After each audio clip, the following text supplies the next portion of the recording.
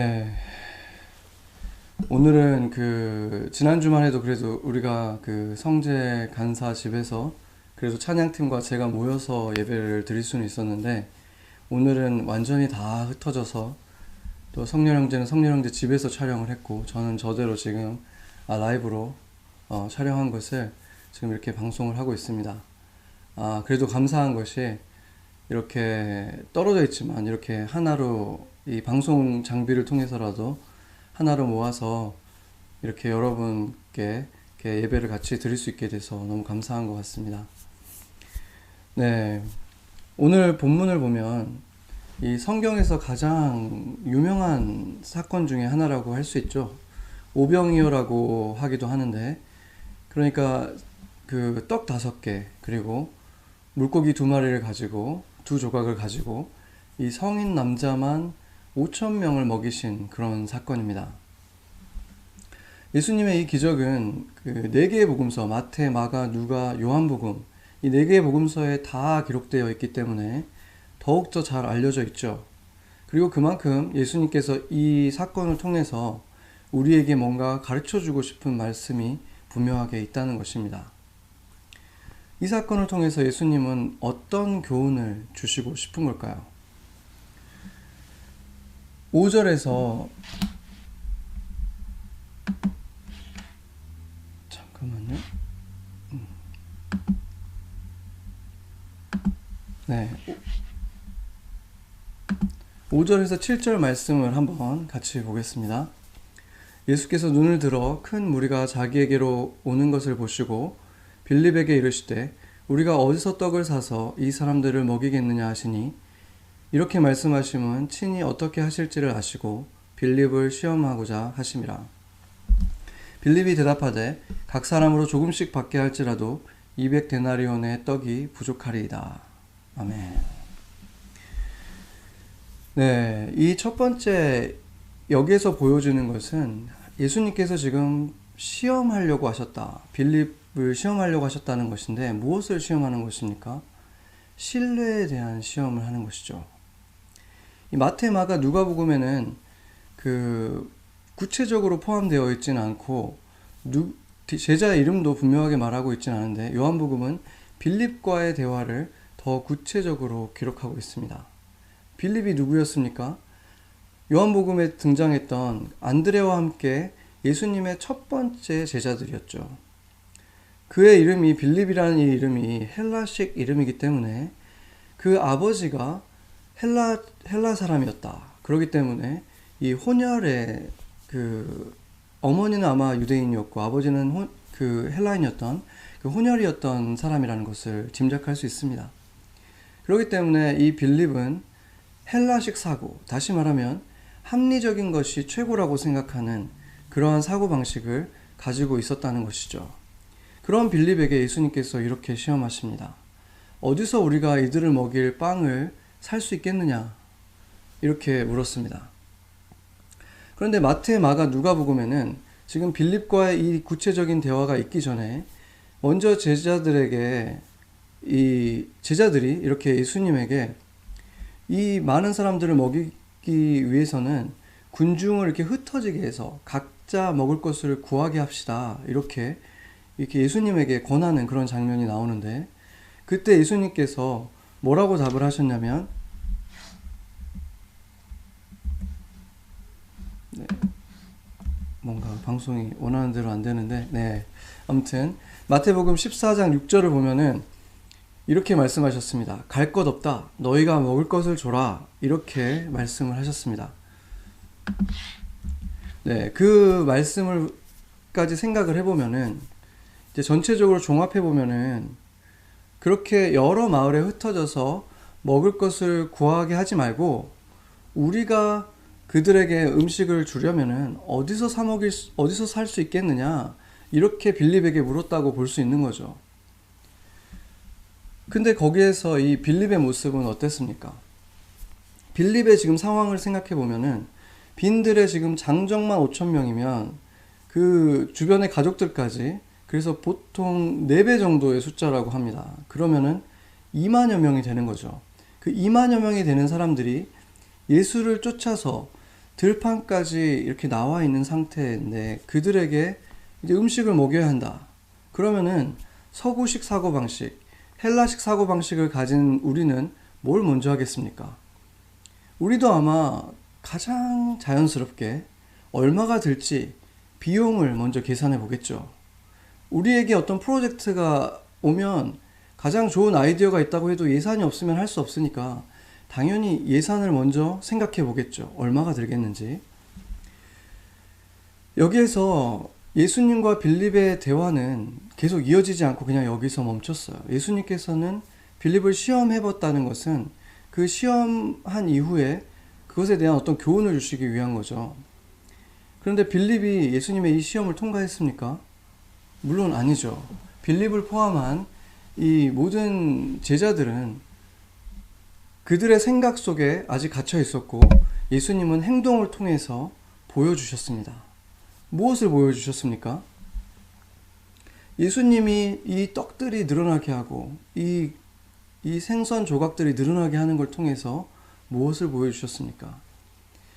200데나리온이라고 하는 예산이 없어도 음식을 구할 곳이 그곳에는 없어도 하나님은 누구도 꿈꿔보지 못한 방법으로 이 모든 사람을 먹이실 수 있다는 사실을 그냥 보여주신 것입니다.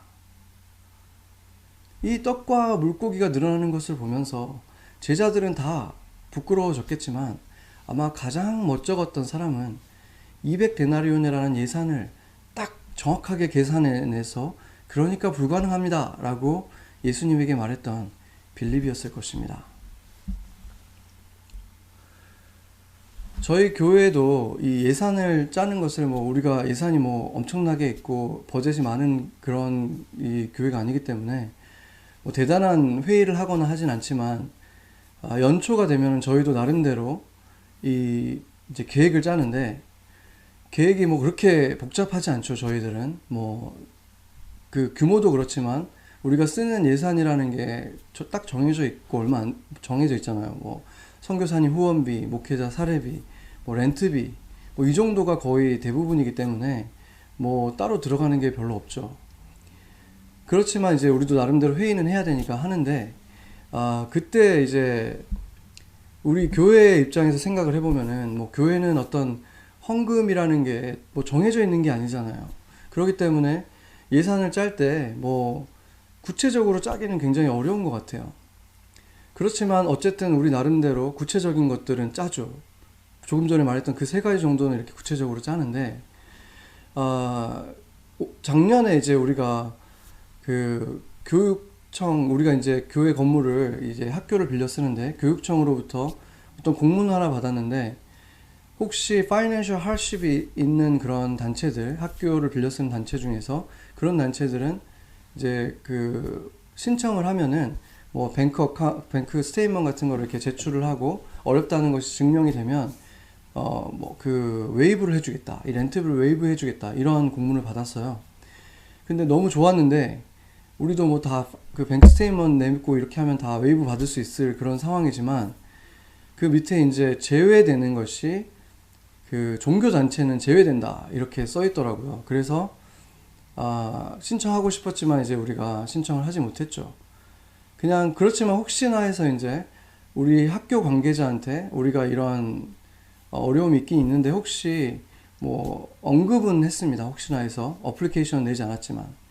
그런데 저희가 이제 올해 그 빌딩을 사용하기 위한 그 신청을 하는 것을 제출을 했는데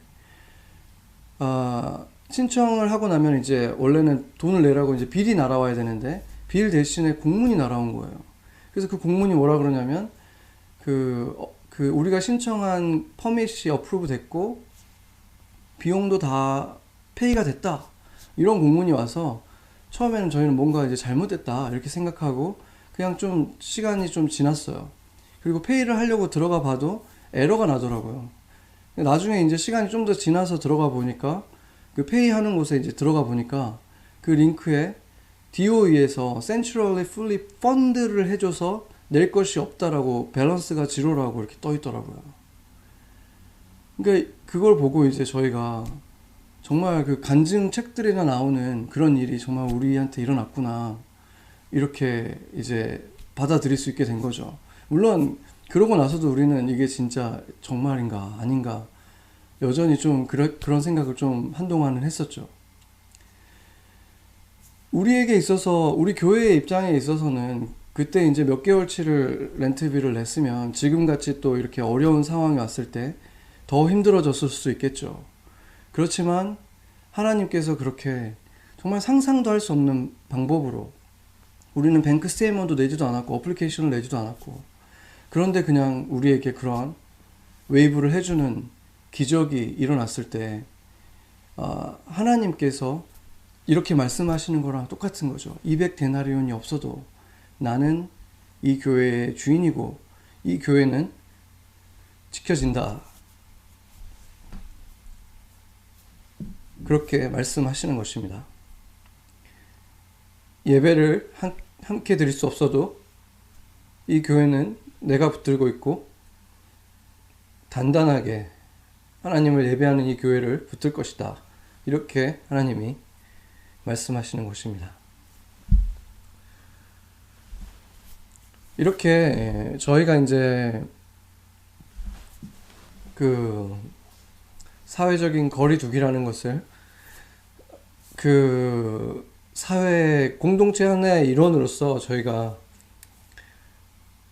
정말 이렇게 빨리 이렇게 성도들을 보호하기 위해서 이렇게 또 우리가 쓰고 있는 그 학교의 아이들을 보호하기 위해서 더 빨리 저희는 이제 그런 사회적 거리두기를 실행을 했죠.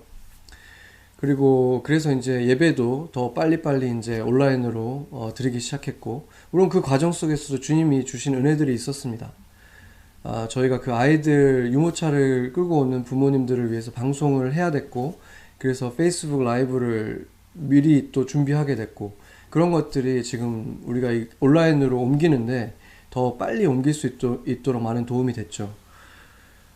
지금 우리가 뭐 사회적 거리두기도 하고 있고, 또 뉴저지 같은 경우는 저녁에 통금도 있고 이런 고통을 겪고 있는데, 이때 우리 생각에 이런 기가 막힌 현실이 도대체 언제까지 지속될 것인가? 나는 언제까지 버틸 수 있을까? 이렇게 그냥 근심이 매일매일 쌓여가고 있는 사람들도 우리 가운데 많이 있을 것입니다. 또 덜어는 걱정이 있긴 있지만 이리저리 계산을 해보고 그래도 나는 저축해놓은 돈이 이만큼 있으니까, 아니면 뭐 난 내 회사는 그래도 좀 더 튼튼하니까 괜찮을 거야, 이런 식으로 걱정을 굉장히 많이 하는 사람, 아니면 걱정은 되지만 그래도 내가 가진 것들을 생각하면서 이 가진 것들을 가지고 안정을 찾으려고 하는 그런 사람들도 있을 것입니다. 그런데 그런 우리 모두에게 주님께서는 말없이 보여주시는 것입니다. 너희의 생각은 다 틀렸다. 내가 먹일 것이다. 너희가 알지 못하는 방법으로. 내가 해결할 것이다. 너희가 알 수 없는 크고 신비로운 방법으로. 이렇게 말씀하시는 것입니다. 우리가 잘 아는 그 C.S. 루이스가 나니아 연대기나 이런 책으로도 유명하지만, 그분이 정말 유명해지게 된 계기가 언제였냐면 2차 세계대전 때 그 영국 사람들은 그때 당시에 이제 그 원자폭탄이 언제 공습할지 모르는 그 공포 속에서 살았어요. 그 위력을 알고 있기 때문에 그게 하나 터지면 뭐 그냥 도시 하나가 없어져 버리잖아요.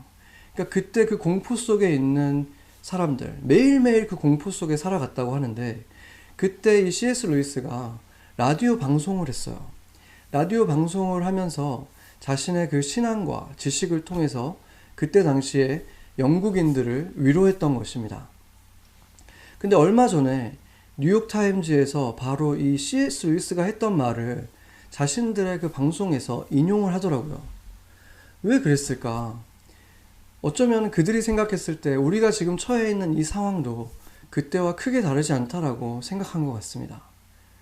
기독교 매체가 아닌 세속적인 방송인데 그 뉴욕타임즈의 그 뉴스를 전하는 이 팟캐스트에서 기독교 사상가의 글을 인용했다는 것은, 지금 우리가 겪고 있는 이 시기는 신을 인정하지 않고서는 도저히 안정을 찾을 수 없는 그런 상황이라는 것을 보여주는 것일 것입니다.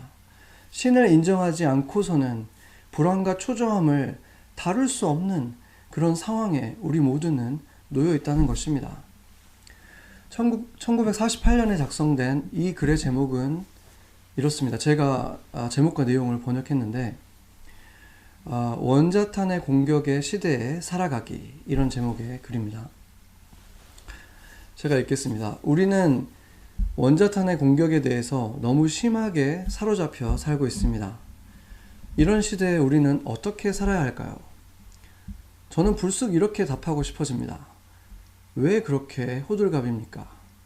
16세기의 런던에는 전염병이 매년 창궐했었습니다. 또 바이킹의 시대는 어떻습니까? 스칸디나비아 출신의 해적들이 어느 밤에든 쳐들어와서 누구든지 가리지 않고 목을 베어버렸던 그런 시대도 있었죠. 그것이 아니면 사실 우리는 암이라는 질병의 시대, 성병, 중풍, 또 공중폭격, 철도사고, 그리고 교통사고의 시대에 살고 있습니다. 다시 말해, 지금 이 상황을 너무 새롭게 여기지는 맙시다. 사실은 고귀한 여러분들, 그리고 여러분이 사랑하는 모든 사람들은 원자탄이 개발되기도 전에 이미 사형을 선고받았습니다. 그리고 굉장히 높은 확률로 우리 모두는 별로 원치 않는 모습으로 죽음을 맞을 겁니다. 우리의 선조들에 비하면 마취제라는 고통을 줄여주는 방식의 도움을 받을 수는 있죠. 그러나 죽음은 피할 수 없습니다. 그래서 지금 꺽꺽거리면서 울거나 계속 슬픈 표정을 짓고 있는 것은 아주 어리석은 것입니다. 왜냐하면 그 과학자들은 무섭고 아직 잘 알려지지도 않은 또 하나의 죽는 방법을 이미 신경이 잔뜩 곤두선 세상에 하나 더 선사한 것일 뿐, 이 세상에서 죽음 자체는 확률의 게임이 아니기 때문입니다. 죽음이야말로 무엇보다 우리 인생에 확실히 결정되어 있던 일이죠. 그래서 제 가장 중요한 포인트는 이겁니다. 먼저 우리는 함께 하나가 되어야 합니다. 만약 우리가 원자탄에 폭발을 당하게 된다고 할지라도 그 폭발의 순간 우리는 인간답게 살고 있어야 할 것입니다. 기도도 하고, 일도 하고, 가르치고, 책도 읽고, 음악도 듣고, 아이들도 씻기고, 테니스를 치고, 친구들과 지난 경기에 대해서 대화를 나누고, 계속 폭탄만 생각하며 공포에 질린 양떼들처럼 움츠려 있지 말아야 합니다. 폭탄이 비록 우리의 몸을 부술 수 있지만 그건 세균 하나도 그럴 수 있잖아요. 그러나 그게 우리의 마음까지 지배하게 할 필요는 없으니까요. 1948년에 작성된 이 글은 지금 우리가 처한 것과는 상황도 좀 다르고 대처할 수 있는 방법도 다르기는 하지만 뉴욕타임즈의 이 기자는 지금은 우리가 비록 몸으로는 서로 거리를 두고 있지만 이 어려움 속에서도 우리의 마음만큼은 더욱 가까워져야 된다는 사실, 바이러스만 생각하면서 공포에 질려 움츠려만 있지 말고 인간답게 여러 가지 방법들로 서로 사랑하면서 이 시간을 보내야 한다는 것을 말해주고 싶었던 것 같습니다. 새해가 시작될 때만 해도, 심지어 구정 때까지만 해도 미국에 있는 우리들은 우리가 강 건너 남의 일처럼 느꼈던 일들, 또 예전에 HIV나 에볼라 이런 바이러스들이 아프리카에서 수많은 사람들을 매일매일 죽게 할 때에도 그저 우리에게는 눈길을 잠시 멈추게 했던 그다지 중요하지 않은 일로 여겼었던 우리는 이제 세상의 어떤 일도 사실은 나와 상관없는 남의 일이 아니라는 것을 지금 우리 모두가 너무나 절실하게 배우고 있는 것입니다. 그러나 두려움의 지배를 당하는 것은 아무런 도움이 되지 않는다는 사실, 모두가 두려움 속에 있을 때 이 말을 해주던 사람이 신실한 그리스도인이었던 C.S. 루이스였다는 것은 우연이 아닌 것입니다. 역사 속의 한 사람이었을 뿐이지만 그가 영원한 하나님의 진리 속에서 전한 몇 마디의 이 말이 영원한 가치를 갖고 지금 21세기에 다른 상황 속에 있는 세상의 사람들까지도 위로하는 것을 통해서 증명하는 것입니다. 우리가 오늘 본 요한복음에는 빠져 있지만 다른 세 복음서에서 포함된 예수님이 하신 중요한 말씀이 있습니다. 너희가 먹을 것을 주라 하신 것이죠. 이것은 빌립에게만 하신 것이 아니라 모든 제자들에게 하신 말씀입니다.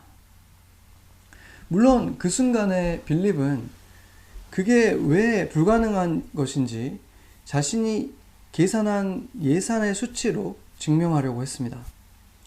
그런데 그때 혹시나 하는 마음으로 먹을 것을 찾아 나선 제자가 하나 있었죠. 누구였습니까? 그는 예수님의 말씀을 듣고 주변을 다니면서 혹시라도 먹을 것을 가진 사람이 있습니까? 하면서 묻고 다닌 것입니다. 그때 작은 아이 하나가 자신에게 있는 작은 도시락 하나를 그 제자 안드레에게 건넸습니다. 그 보잘것없는 평범하고 작은 도시락이지만 아이가 가진 전부를 그가 안드레에게 준 것이죠. 안드레는 그 소년과 함께 예수님에게 와서 자신 없는 목소리로 이렇게 말했습니다. 여기 떡 5개와 물고기 2마리를 가진 아이가 있긴 합니다만 이것으로 어떻게 이 많은 사람을 먹이겠습니까? 이렇게 얘기했습니다. 그리고 우리가 잘 아는 것처럼 사람들을 앉히신 다음에 떡과 물고기에 축사하시고 나눠주자. 그것은 끝도 없이 생겨나기 시작했습니다.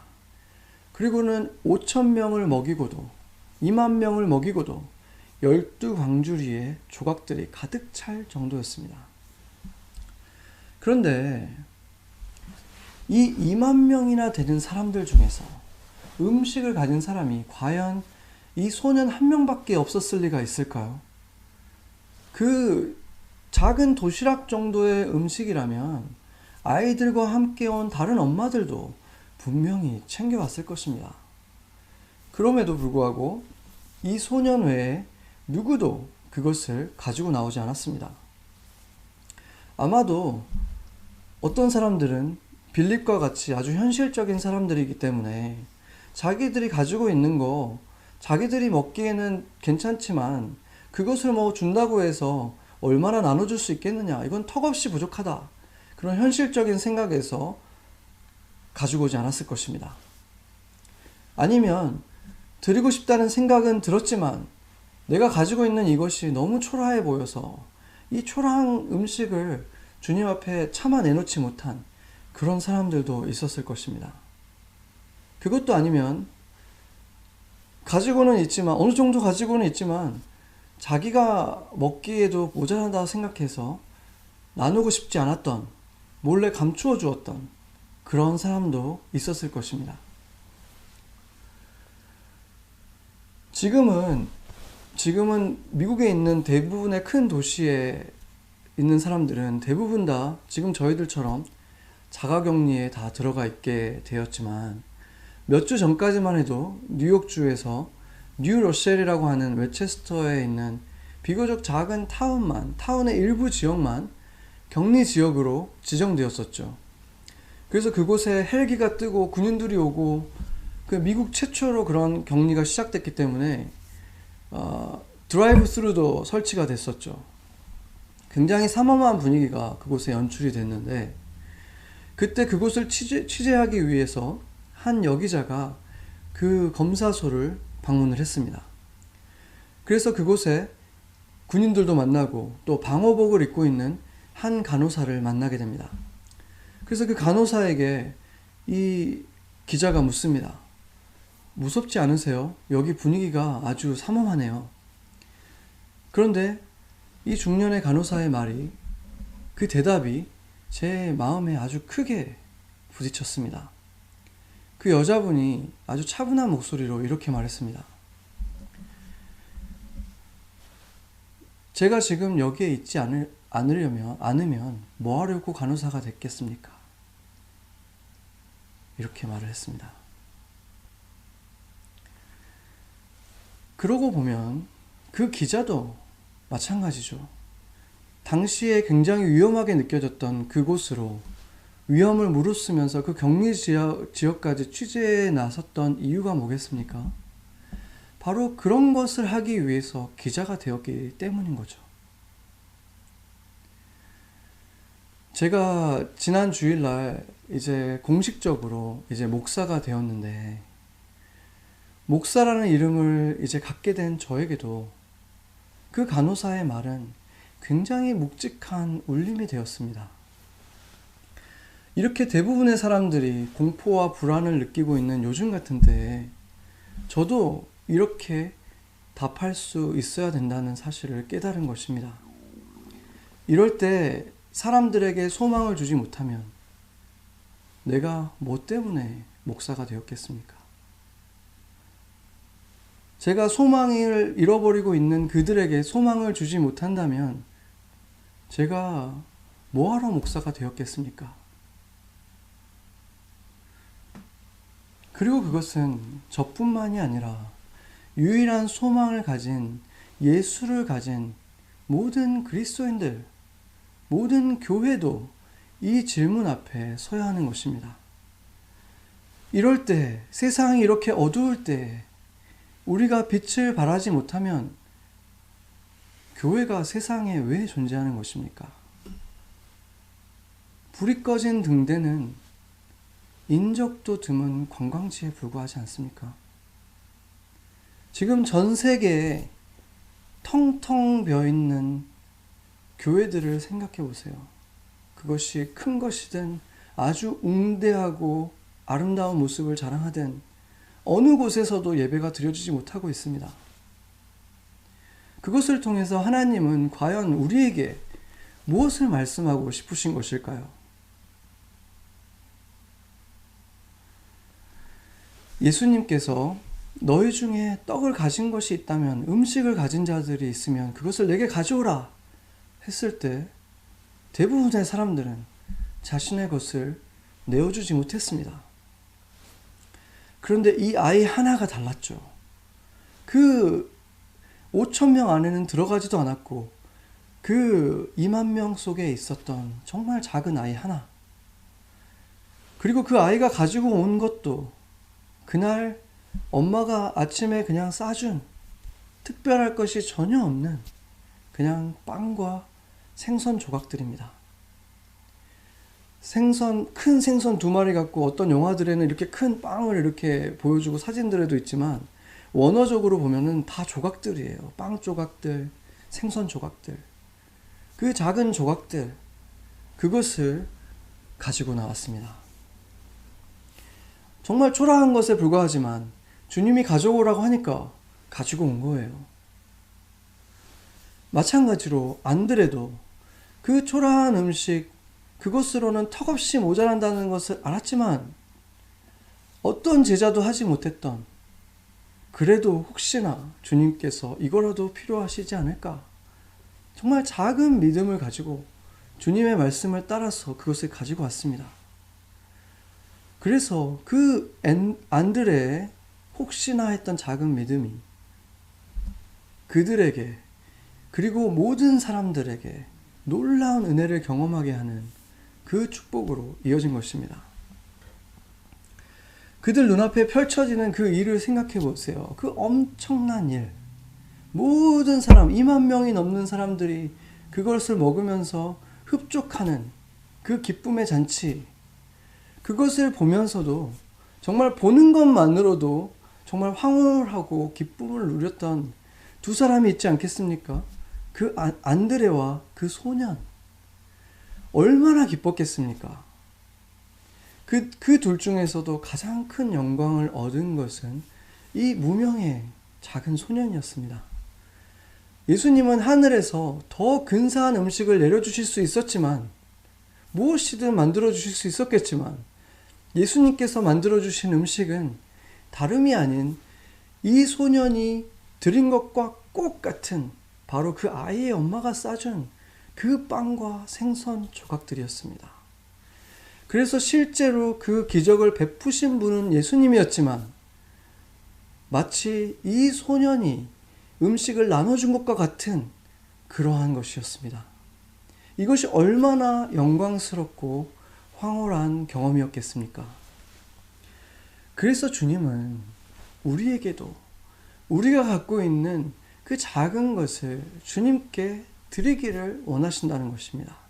작은 재능들, 은사들, 그것이 너무 작다고 초라하다고 생각해서 드리지 않는 것도 잘못된 것이고, 이것으로 어디다 쓰겠냐고 생각하는 것도 잘못된 것이고, 주님이 원하신다고 하면 그냥 주님 손에 들려지도록 드리는 것입니다. 그것만이 우리에게 줄 수 있는 세상 어떠한 무대에서도 줄 수 없는 행복이 있습니다. 그것은 영원한 가치를 가지기 때문에 그렇습니다.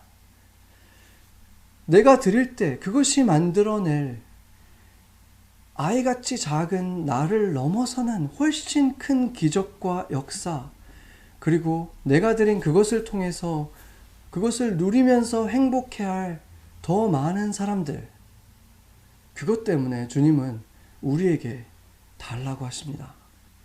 여러분은 어떤 도시락을 갖고 계십니까? 그것을 직업으로 가지고 있는 분도 있을 수 있고, 아직은 꽃피우지 못한 지극히 개인적인 것들일 수도 있습니다.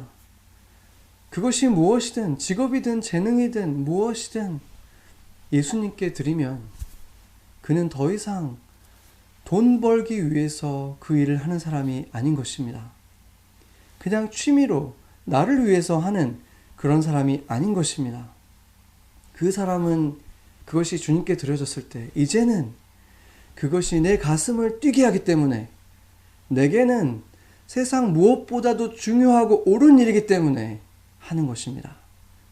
그것을 주님께 드리면 주님은 내가 드린 것으로 상상도 할 수 없이 많은 사람들을 먹이시고 그들을 만족해 하실 것입니다. 그리고 그렇게 다 나눠주고도 남은 것은, 남은 것만 가져왔는데도 내가 드린 것보다도 비할 수 없이 많은 것입니다. 소년에게 그 도시락은 혼자 먹기에는 충분한 양이었을 것입니다. 그러나 그것을 주님께 드리지 않았다면 음식을 감추고 그냥 내어주지 않았던 다른 많은 사람들처럼 후회와 부끄러움을 면치 못했을 것입니다.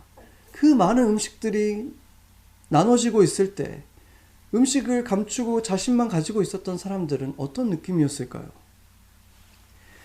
주님이 그들을 통해서 이루고 싶었던, 그들이 상상도 할 수 없었던, 꿈도 꾸지 못했던 그 놀라운 일을 경험할 수 없었을 것입니다.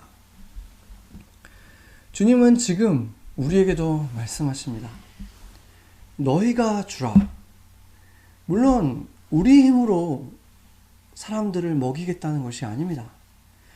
우리는 단지 내가 드릴 수 있는 아주 소박한 것을 그냥 드리는 것이고, 안드레처럼 혹시나 주님이 이것이라도 원하실 수 있지 않을까? 내 생각에는 아닌 것 같지만, 안 될 것 같지만 주님이 하라고 하시니까 그냥 한번 해보자 하는 이런 작은 믿음, 이런 작은 걸음을 하는 것을 주님이 원하신다는 것이고, 그 순종의 걸음을 위대한 일의 발판으로 주님께서 삼으신다는 것입니다. 그 순간 작은 걸음과 작은 순종이 주님의 손에 들려지면 주님께서 먹이시면서도 너희가 먹인 것이다, 너희가 준 것이다 하면서 그 영광을 우리에게도, 그 기쁨을 우리에게도 나눠주시는 것입니다. 영국의 목회자면서 시인이었던 조지 허버트가 아주 유명한 말을 하나 했는데 이렇게 말했습니다. 제가 번역을 했는데,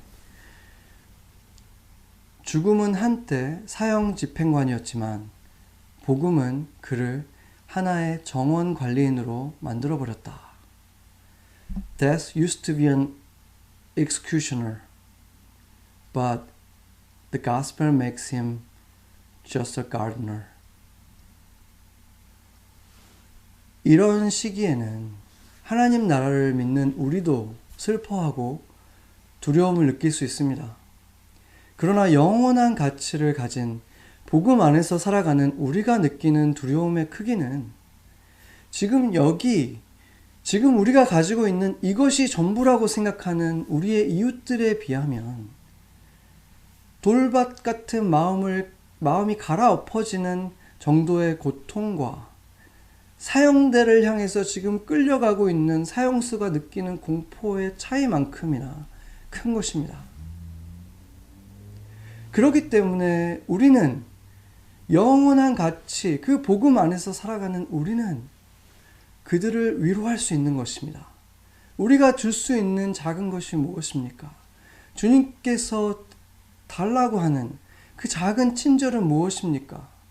그것을 내가 주님께 드릴 때 그것을 통해서 이 백성들, 사형대를 향해 가고 있는 우리 이웃들을 주님께서 위로하실 것입니다. 너희가 주라. 이 말씀, 예수님의 말씀이 여러분에게는 무엇을 의미합니까? 같이 기도하시겠습니다.